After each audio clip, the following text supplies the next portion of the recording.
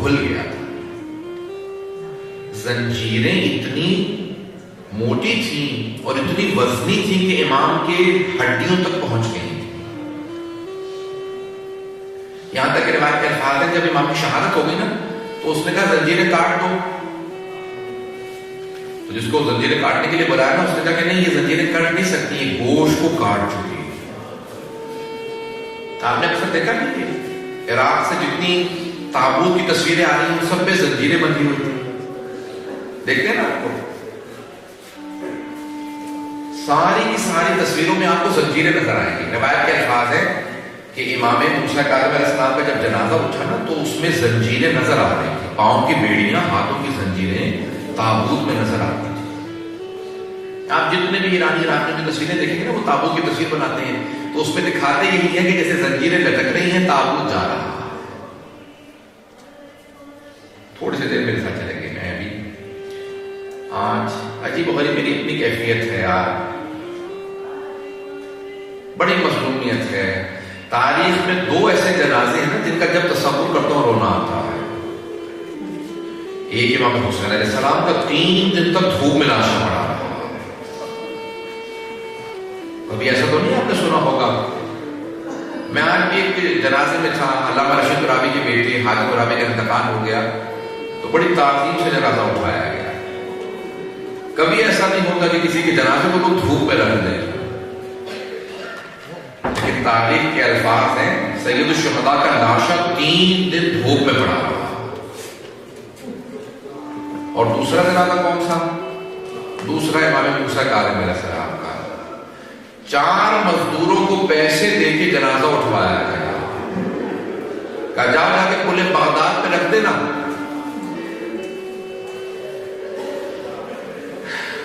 روایت کے الفاظ ہے کہ جب وہ جنازہ جا رہا تھا نا ایک 5ویں آدمی کو پیسے دے کے ساتھ میں بھیجا گیا تھا کہ تم نعرے لگاتے رہنا, میں آخر میں پیش کروں گا, آپ پڑھ پاؤں بس. اجرکم اللہ. 2 روایات پیش کرنا چاہتا ہوں امام کی, اس سے پہلے کہ امام کے پورے مسائل پیش کروں. چھٹے امام علیہ السلام کے پاس مجلس ہو رہی تھی امام حسین علیہ السلام کی. جیسی مجلس شروع ہوئی نا تو امام نے کہا رک جا, ابھی مسائل نہ پڑھنا. امام جعفر صادق علیہ السلام نے کہا مولا کیوں؟ مسائل کا وقت آ چکا. کہا کہ ذرا میری اپنی بیٹیوں کو بلا لو, میری بہنوں سے کہو مجلس میں آ جائیں, ذرا میری ماں کو بلا لو. امام نے اپنے نوکر سے خادم سے کہا ذرا پردہ لگا دیں. اس نے پردہ لگایا. امام نے آواز دی, کہا ذرا میری والدہ کو بلا لو, حضرت ام فروا کو. کہ میری ماں کو بلا لو تاکہ بیٹھ جائیں مجلس کے اندر. میں میرے جب حسین کی مجلس ہو رہی ہے, ایک مرتبہ راوی نے وہ جو مسائل پڑھنے والا تھا نا روضہ خان نے, مسائل پڑھتے پڑھتے ایک مرتبہ جملہ کہا. وہ امام جعفر صادق کی والدہ کے خاندان سے تھا, حضرت ام فروا کو جانتا تھا, ان کا عزیز رشتےدار تھا.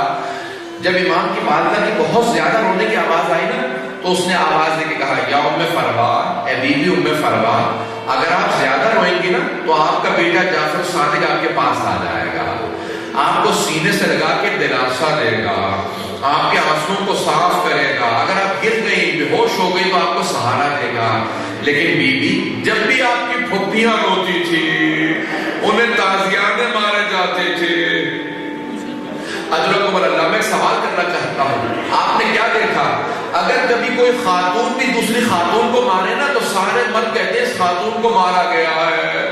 میں ایک سوال کروں, علی کی بیٹیاں شمر جیسا ملعون بار بار تازیانہ مارتا ہے. امام موسیٰ کاظم علیہ السلام جب ایک مرتبہ سن رہے تھے نا مسائل کہ میرے جد امام زین العابدین کی آنکھوں کے سامنے جناب زینب کو تازیانہ لگا تو تڑپ کے رونے لگے. امام جعفر صادق نے آواز دی, دروازہ الباب دروازہ بند کر دو. کہا کیوں؟ کہ میرا بیٹا بے ہوش ہو گیا.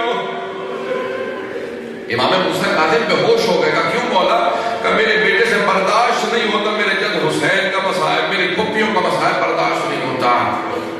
اجرکم اللہ. ابھی تو آپ نے ایک روایت سنی ہے, میں پیش کرنا چاہتا ہوں. آپ کوئی آنکھ ایسی نہ جس میں آنسو نہ آئے.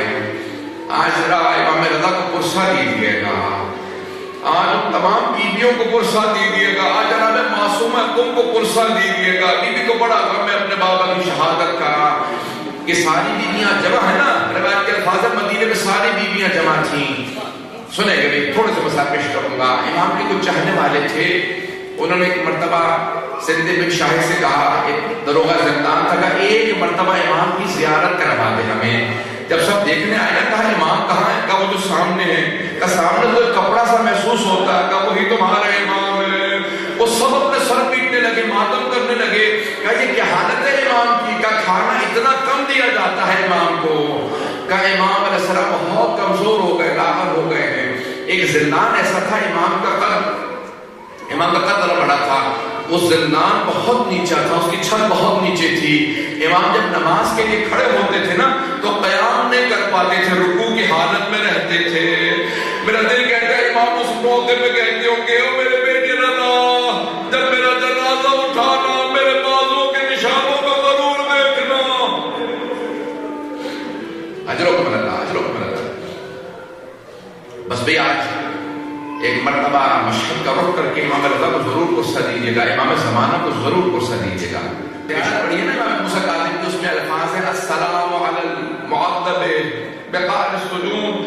سلام ہو اس امام پہ جسے زندان کی تاریکیوں میں رکھا گیا, چھپا کے زندان کی تاریکیوں میں سزائیں دی گئیں. کبھی تازیانے مارے گئے, کبھی گلے میں توق ڈال دیا گیا, کبھی ہاتھوں میں زنجیریں, پاؤں میں بیڑیاں. آج امام موسیٰ کاظم علیہ السلام کی شہادت ہے نا, کس طرح سے آج 70 لاکھ سے زیادہ لوگ امام کے روضے میں موجود تھے. آج روایت کی میں نے دیکھا نا, میں نیوز سن رہا تھا, انہوں نے کہا 7 ملین سے زیادہ لوگ آ گئے.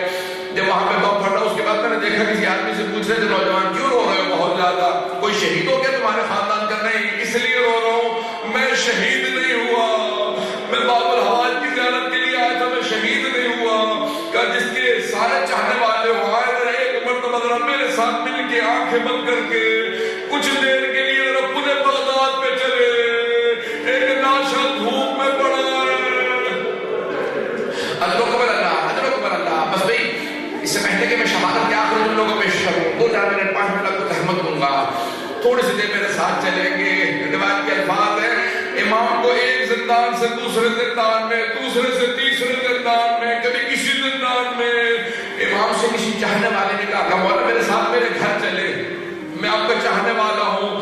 کہا کہ نہیں. مولا نے کہا نہیں میں نہیں جانا چاہتا. کہا نہیں مولا, میں نے دروغہ زندان کو پیسے دے دی ہیں تاکہ میں آپ کو گھر لے جاؤں, آپ کی خدمت کروں گا. مولا نے کہا میں نہیں چاہتا میری وجہ سے تجھے کوئی سزا ملے. کہا نہیں مولا کوئی سزا نہیں, چاہنے والا تھا لے گیا. کچھ دیر میں اپنی بیوی بچوں سے کہا سارے گھر کو صاف کر دینا, آج رسول خدا کا بیٹا ہمارے گھر آ رہا ہے, آج موسیٰ کاظم ہمارے گھر آ رہے ہیں. شیعہ نہیں تھا, صرف چاہنے والا تھا. اس کی بیوی نے سارا گھر پاک کیا. کہا کہ ارے امام ہمارے گھر آ رہے ہیں, سارے گھر کو پاک کیا. کہا مولا جو کہیں گے وہ کھانا پکا دیتی ہوں. کہا کچھ نہیں کھانا, صرف وضو کا پانی رکھ دو, ایک مصلی بچھا دو, میں عبادت کروں گا. پوری رات عبادت کرتے رہے. اگلے دن واپس آ گئے. کہا مولا فجر کا وقت ہو رہا ہے, زندان لے لو واپس. کہا ہاں چلتا ہوں. جیسے چلے اگلی رات آئے. کہا مولا پھر میرے گھر چلے گئے کچھ عبادت کے لیے, کہ میں تیرے گھر نہیں جانا چاہتا. کہا مولا کوئی گستاخی ہو گئی ہو بتا دیجیے, مجھے معاف کر دیجیے. گا نہیں, کہ تم نے کوئی گستاخی نہیں کی. اور مولا اگر میری بیوی یا بچوں سے کوئی کوتاہی ہوئی ہوگا نہیں. کہا مولا پھر کیا بات ہے, کیوں نہیں آنا چاہتے؟ کہا تمہارے ہمسائے میں کچھ لوگ اس طرح کی گفتگو کرتے ہیں, مجھے اذیت ہوتی ہے.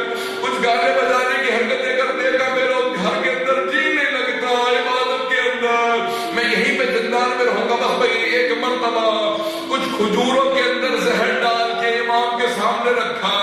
امام نے 2 کھجوریں لی. کہا کہ بس واپس چلے جاؤ. کہا کہ نہیں ساری کھجوریں کھائیے.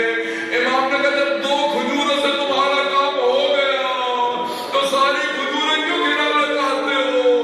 کہا کیا مطلب کا میں زہر, مجھے معلوم تھا اس میں زہر ہے, باقی واپس لے جاؤ. ایک مرتبہ امام نے سارے زندان والوں سے کہا کہ آج میرا رنگ بالکل سفید سرخ ہو جائے گا, پھر زرد ہو جائے گا, سمجھ لینا زہر اپنا اثر کر رہا ہے.